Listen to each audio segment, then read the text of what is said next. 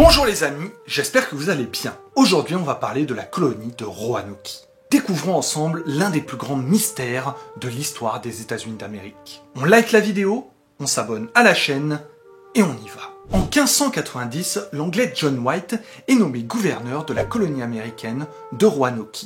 Il fait le voyage depuis l'Angleterre et se rend sur les lieux. Petit problème, les 115 personnes composant cette colonie ont disparu. Il ne reste aucune trace. Les seuls indices disponibles sont deux inscriptions. Croatoan gravé sur un poteau et Crow sur un arbre. Revenons un peu en arrière pour tenter de comprendre ce qu'il s'est passé.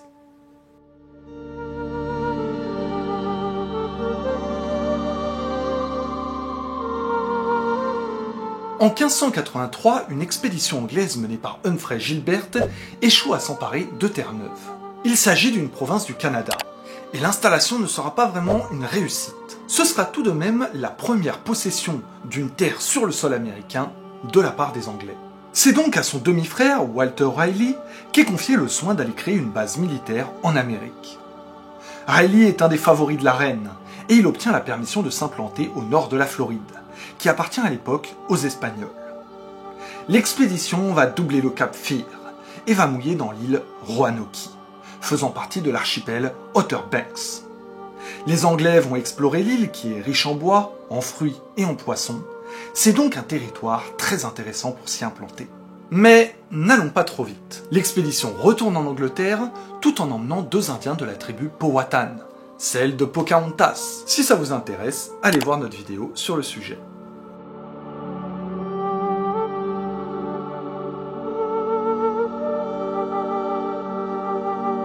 Une nouvelle expédition est mise sur pied, mais cette fois sans Walter Raleigh. C'est finalement 7 navires avec 600 hommes commandés par Richard Grenville qui arrivent en Caroline du Nord en 1585.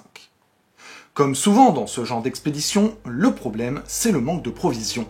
Grenville doit laisser une centaine d'hommes sur place et continuer son voyage. Ils vont en profiter pour découvrir la baie de Chesapeake. C'est là. Du côté des laissés pour compte, en Caroline du Nord, c'est pas la joie. La situation est très tendue avec les Amérindiens, parce qu'ils sont là eux aussi. À l'hiver 1585, les vivres commencent à manquer. Des deux côtés. Et Lane, le commandant, craint fortement une attaque des Indiens, et décide de prendre les devants et de mener l'assaut contre les autochtones.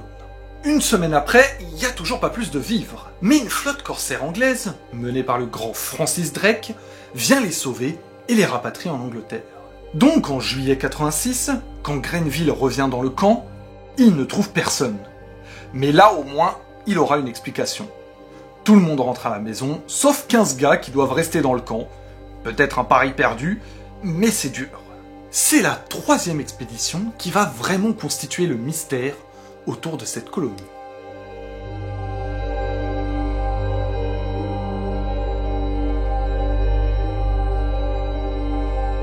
En 1587, Walter Raleigh finance un nouveau voyage. Et c'est John White, un des membres du premier voyage, qui est nommé chef de l'expédition et futur gouverneur de la colonie. L'expédition est composée de 110 colons, mais cette fois l'objectif n'est plus seulement l'exploration du coin, mais bien l'implantation d'une colonie, la première sur le sol américain. Pour preuve, les colons sont majoritairement des fermiers et des artisans, et il y a 18 femmes. La mission première est donc de s'installer à Roanoke et d'y retrouver les 15 bougres qu'on avait laissés croupir là-bas. Le 18 août 1587 est un grand jour. La fille de John White donne naissance à Virginia Dare, le premier enfant anglais né sur le sol américain. Un mois plus tard, White retourne en Angleterre. Il veut convaincre le gouvernement d'envoyer de nouveaux colons et du matériel de construction. Ce que le pouvoir en place accepte. Le premier problème, c'est le voyage de retour, qui va durer 3 ans. Perturbé par l'attaque de l'invincible armada espagnole, et c'est finalement en 1590 qu'ils reviennent à Roanoke. Mais une fois sur place, plus personne. La colonie est vide. Le seul indice est le mot Croatoan gravé sur un poteau, et un peu plus loin, juste Crow indiqué sur un arbre. Et c'est tout. Il ne reste vraiment rien, à part les murs des habitations. Tout a disparu. Plus de mobilier, d'outils, de vêtements, plus rien. Comme si le campement n'avait jamais été habité. Que s'est-il passé pendant ces 3 ans dans la colonie de Roanoke? Eh bien, difficile à dire. C'est un peu décevant comme réponse, mais vous vous doutez bien que si c'est un mystère depuis des siècles, c'est pas moi qui vais trouver la réponse miracle. On va parler des théories, celles qui sont crédibles et celles qui le sont moins.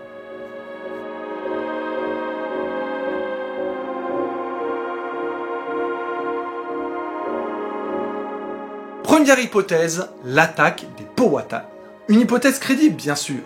Une attaque des Amérindiens qui auraient voulu débarrasser la région de cette petite colonie et s'accaparer les biens des colons, tout simplement. C'est crédible, mais ça n'est pas prouvé, et ça ne repose même sur aucun élément. Ce n'est clairement pas l'hypothèse la plus retenue par les historiens. C'est la deuxième hypothèse qui est souvent considérée comme la plus probable, celle d'une intégration dans une tribu locale. Le terme Croatoan était un code que les colons étaient censés laisser s'ils se déplaçaient sur l'île Croatoan, devenue aujourd'hui l'île Hatteras. Les colons auraient épuisé leurs vivres et seraient allés quémander, ou au moins échanger avec les Indiens de l'île Croatoan pour pouvoir survivre à leur côté. Il est possible qu'au fur et à mesure des années, ils aient progressivement abandonné la culture européenne et pleinement adopté le mode de vie local, plus adapté forcément à la vie dans la région. D'ailleurs, l'histoire le prouve. Quand des colons vivaient depuis de nombreuses années avec les Indiens, généralement, ils ne voulaient pas revenir dans leur civilisation d'origine, même s'ils en avaient la possibilité. C'est l'explication qui est aujourd'hui retenue par les historiens, même s'il n'y a pas la preuve tangible. Il y aurait aussi la question de quelle tribu ils auraient rejoint dans ce cas. Mais là encore, c'est beaucoup trop complexe pour être abordé dans cette vidéo, et j'avoue que je me suis un peu perdu dans les recherches. Troisième hypothèse, et si les colons avaient décidé de revenir en Angleterre? Des marins étaient présents dans la colonie, et un navire était resté sur place. Imaginons qu'ils aient pris la mer et qu'ils aient coulé. Les gens et le bateau. Cela expliquerait pourquoi il n'y a aucune trace. Le voyage n'était pas impossible. Des Français l'avaient déjà réussi quelques années auparavant. Non, ce qui bloque avec cette théorie, c'est la logistique. Les colons n'avaient pas assez de provisions. Ils auraient clairement dû laisser une bonne partie de la colonie sur place. On revient donc au même problème. Où sont-ils passés? Quatrième hypothèse, l'opération secrète à Beachland. Qu'est-ce que c'est que cette histoire? Walter Riley aurait donné une mission spécifique à la colonie, celle de récolter du sassafras le long de la rivière Alligator. Le sassafras est une herbe utilisée pour plein de choses, huile, arômes, médecine et autres. Quant à la rivière Alligator, il s'agit d'une immense réserve visant à protéger la faune locale, le loup rouge, certaines espèces d'oiseaux et forcément les alligators. Bref, le résultat, c'est que l'Angleterre aurait fait semblant de perdre le contact avec la colonie pour cacher cette réserve de ressources précieuses à leurs concurrents, les Espagnols. Pourquoi cette hypothèse? Parce que certains rapports font état de cercueils portant notamment des inscriptions chrétiennes. On peut aussi parler de l'objectif financier. Riley projetait d'organiser une ferme de sassafras, et une fois qu'il en aurait ramené en Europe, les prix auraient grimpé, il se serait enrichi. C'est un peu léger comme explication. Il n'y a rien de vraiment concret, comme pour les autres, mais celle-ci sort vraiment de nulle part. Cinquième hypothèse, une attaque espagnole. Et oui, on les oublierait presque, mais ils traînent dans le coin les Spanish. Des archives, des documents montrent très clairement que les forces espagnoles étaient au courant de ce projet de colonie anglaise en Amérique du Nord. L'Espagne possédait déjà la Floride et considérait que tout ce qui entourait cette région était plus ou moins à eux. Ils étaient donc tout à fait hostiles à ce projet de colonisation anglaise, et ils auraient très bien pu attaquer les colons et s'en débarrasser en secret. C'est crédible, totalement, mais on sait que les Espagnols recherchaient toujours les survivants de la colonie en 1600. Ce n'est donc probablement pas eux qui les ont fait disparaître. Sixième hypothèse, l'arbre Cora. On dirait le nom d'un arbre magique dans les jeux Zelda, mais non. Sur l'île Hatteras, un chêne portait une faible inscription indiquant Cora. Cet arbre Cora a été l'objet de nombreuses interrogations, certains l'associant à une sorcière appelée Cora, et d'autres pensent qu'il pourrait s'agir d'un message codé, comme Croatoan. Cela pourrait vouloir dire que les colons ont rejoint la tribu des Cori, installée près du lac Matamusket. Pourquoi pas? Mais les tentatives pour dater l'âge de l'arbre n'ont pas été concluantes. Encore pire pour la date de l'inscription. Septième hypothèse, les Dare Stones. La colonie de Roanoke est la première de l'histoire des États-Unis, et Virginia Dare, la première américaine d'Europe. À ce titre, cette histoire a toujours fasciné les Américains. Et forcément, cela a mené à beaucoup de faux. À la fin des années 30, 1930, 48 pierres sont découvertes à divers endroits du sud-est du pays. Elles auraient été écrites par Eleanor Dare, la mère de Virginia, pour que son père John White puisse la retrouver. Cela raconte l'histoire de la colonie et leur voyage de Roanoke à l'actuel Atlanta, en Géorgie. La première pierre est retrouvée en 1937, près de la rivière Chowan. Elle faisait allusion à d'autres pierres du même genre. Des récompenses furent offertes pour les retrouver, et 47 autres firent leur apparition. Ce sont toutes des fausses canulars créés de toutes pièces par le tailleur de pierre Bill Eberhardt. Sauf la première, dont il est impossible de prouver la véracité de son récit.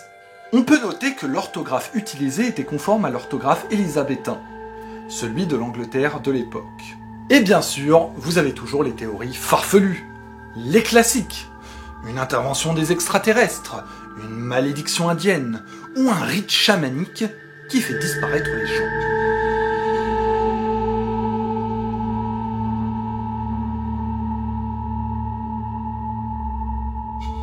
L'histoire de la colonie perdue de Roanoke est très importante pour les Américains. Mais même les intellectuels et autorités anglaises de l'époque ont pris l'affaire très au sérieux. Riley sera publiquement critiqué pour son apparente indifférence à la disparition des colons. Il connaîtra des hauts, en participant à la victoire contre l'invincible armada espagnole, mais aussi des bas, en se faisant exécuter pour trahison. Très bas, du coup. Il a néanmoins inspiré le personnage de Riley dans One Piece. Le mythe, l'histoire de la colonie perdue va captiver les Américains des années 1830. À cette époque, le pays cherche ses origines. Et celle de la colonie de Roanoke est bien plus romanesque que la colonie de Plymouth, par exemple, avec les passagers du Mayflower. Là encore, de nombreux écrivains parleront de cette histoire, notamment sur le personnage de Virginia Dare, et d'autres vont se concentrer sur le terme Croatoan, et partir dans des histoires surnaturelles. Ah, quelle histoire! Aujourd'hui encore, on ne connaît pas la vérité, même si la théorie d'une intégration avec les tribus locales indiennes semble la plus probable. Si le sujet vous a intéressé, allez liker la vidéo, allez vous abonner, rejoignez-nous aussi sur Instagram et TikTok. Nous, on se retrouve bientôt pour une nouvelle histoire, et à la prochaine!